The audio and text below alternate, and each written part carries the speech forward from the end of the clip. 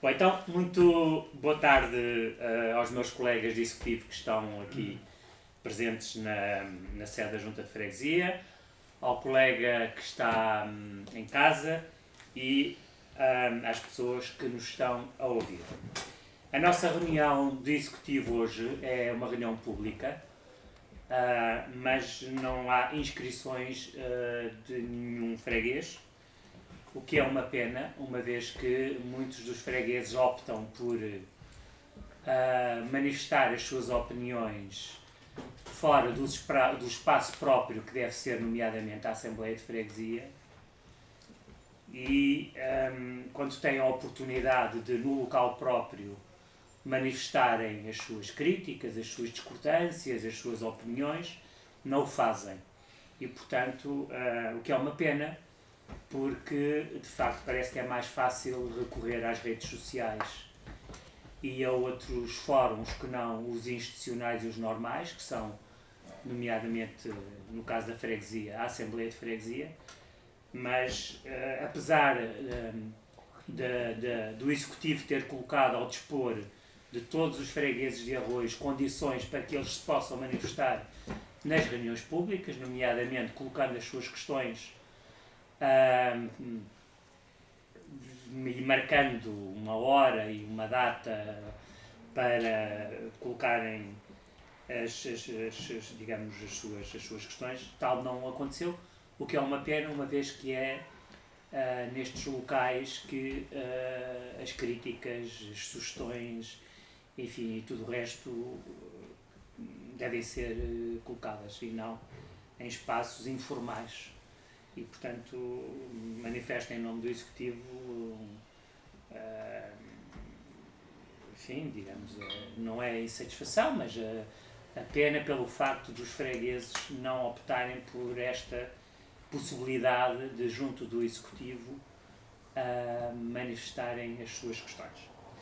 Uma vez que, sendo esta reunião pública e não havendo qualquer inscrição feita previamente, eu recordo que o anúncio foi feito publicamente, quer no site, quer no Facebook, quer nos MUPIs espalhados por toda a freguesia, no sentido dos fregueses se poderem inscrever.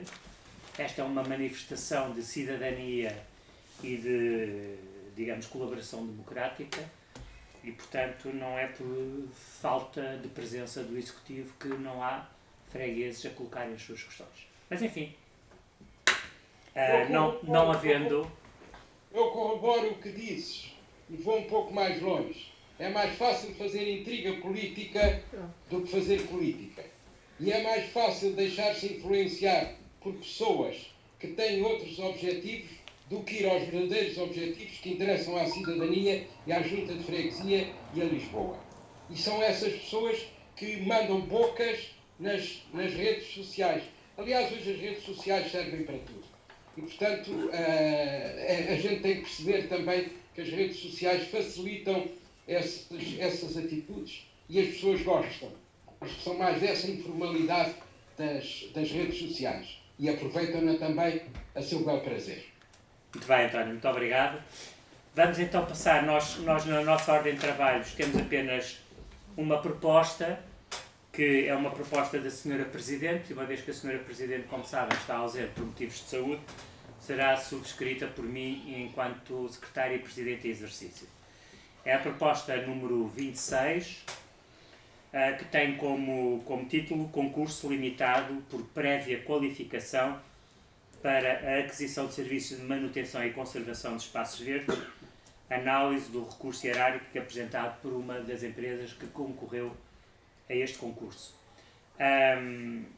Todos nós recebemos não apenas a proposta, mas a documentação apensa a esta proposta, nomeadamente o recurso, a resposta do outro concorrente e a resposta do próprio júri. E, portanto, eu pedia à doutora Manuela, a nossa assessora jurídica na área da contratação pública, que, de uma forma, enfim, o mais breve possível, mas no sentido de todas as pessoas, quer as presentes, quer as que estão a ouvir-nos, possam ficar esclarecidas de que é que estamos a falar. Muito obrigado. É assim, não é? E como é do vosso conhecimento, este procedimento foi um procedimento... A sua doutora Manuela tem que se aproximar mais do microfone, senão não ouve. Não ouve. Como é do vosso conhecimento, este procedimento foi um concurso por prévia qualificação, e que é um procedimento que é feito em 2 fases. Nós aqui já estamos na fase final, já qualificamos as empresas e as empresas qualificadas tiveram que apresentar proposta. Em sede de apresentação de propostas foi feito um relatório preliminar, foi concedido aos concorrentes direito de audiência prévia e no primeiro relatório preliminar foi reconhecida a razão a um dos concorrentes e foi alterada a ordenação. Em consequência, foi feito, como determina a lei, um segundo relatório preliminar e foi, mais uma vez, concedido o direito de audiência prévia. E em sede, o Código diz, quando haja alteração da ordenação de propostas, que se tem que fazer mais um relatório preliminar. O júri reconheceu razão à pronúncia em sede de segundo relatório preliminar à recorte. E, efetivamente, este procedimento é um procedimento de análise complexa, porque se baseia no método Mekenbeck, que é um método complicado, mas que está definido e em que o júri só tem que dar a sua valoração e as contas são feitas com base no algoritmo que lhe está subjacente. O júri, ao fazer o fator D, a análise do fator D, não arrastou a valoração que tinha feito. E havia um erro. E a recolta, em sede de pronúncia, vem dizer, há um erro. E o júri, de forma responsável, viu, há efetivamente um erro. Mas há um erro não só para quem está agora a reclamar, mas também porque foi necessário fazer toda a conta, toda a pontuação. Há um erro em relação a eles, mas também há em relação a um outro concorrente. No âmbito dos seus poderes de correção oficiosa, o júri fez essa correção. Esta correção não implicava uma outra ordenação das propostas, portanto, podia passar para o relatório final. E foi o que o júri fez. Passou para o relatório final, esclarecendo em sede de relatório final que a recolta tinha efetivamente razão, mas da mesma circunstância que ela se queixava, havia uma outra entidade, a Parques e Jardins, que estava a ser prejudicada. Portanto, foi corrigido. E foi notificada a decisão da adjudicação e dentro do prazo, a recolta vai fazer uma impugnação administrativa. Nos termos legais, foi concedido aos contra-interessados, leia-se Parques e Jardins e Ferrovial, e o direito de se pronunciarem, de dizer o que tinham por conveniente. A Ferrovial nada diz, o Parques e Jardins vem argumentar que efetivamente foi um erro de cálculo e que a posição do júri foi uma posição legal e legitimada por aquilo que a lei diz. Portanto, o que é que o júri faz? O júri faz a proposta porque esgota as suas funções ao Executivo, a quem em concreto tem a expor, no caso concreto à Senhora Presidente, a dizer: foram cumpridas todas as diligências legais, está aqui o recurso, a impugnação administrativa, está aqui o que é que os contra-interessados dizem e está aqui a proposta que deve seguir. A proposta que deve seguir é no sentido do recurso hierárquico interposto não merecer acolhimento. E é de uma forma sintética e que seja de fácil percepção isto que eu vos acabei de dizer. Muito obrigado, doutora Manuela. Eu só para completar aquilo que a doutora Manuela acabou de dizer, eu recordo que nós, na reunião de executivo de 18 de janeiro de 2001, aprovámos o relatório final que o júri apresentou. E foi depois da aprovação do relatório final que um dos concorrentes veio apresentar uma impugnação administrativa, um recurso hierárquico, a que depois a empresa, quem foi adjudicado, respondeu e que... Os contra-interessados, peço desculpa do preciosismo, mas é o cumprimento legal. Foi dado o direito à audiência aos contra-interessados, leia-se, à empresa que ficou em primeiro lugar, ao Parque e Jardim, mas também à Ferrovial, para que se pronunciassem querendo. A Ferrovial, como não tinha nada a dizer, porque a posição dela era intangível, nada disso. O Parque e Jardins, em sede de contra-interessados, vem dizer, verifica-se efetivamente que se trata de um lapso, e foi isso que foi dito, até porque o júri esteve bem quando vem reconhecer, efetivamente tem razão, houve um lapso, e isto é demonstrativo de honestidade intelectual. Mas a honestidade intelectual não se vê de forma particular, vê-se no seu todo. Quando se verifica que foram dois concorrentes que tiveram esse erro, de acordo com aquilo que o direito diz, foi corrigido no âmbito das competências de júri e foi isso que foi feito. Muito obrigado. E, portanto, o que nós estamos aqui, ao fim e ao cabo, a discutir nesta proposta é a aprovação da resposta que o Executivo deu.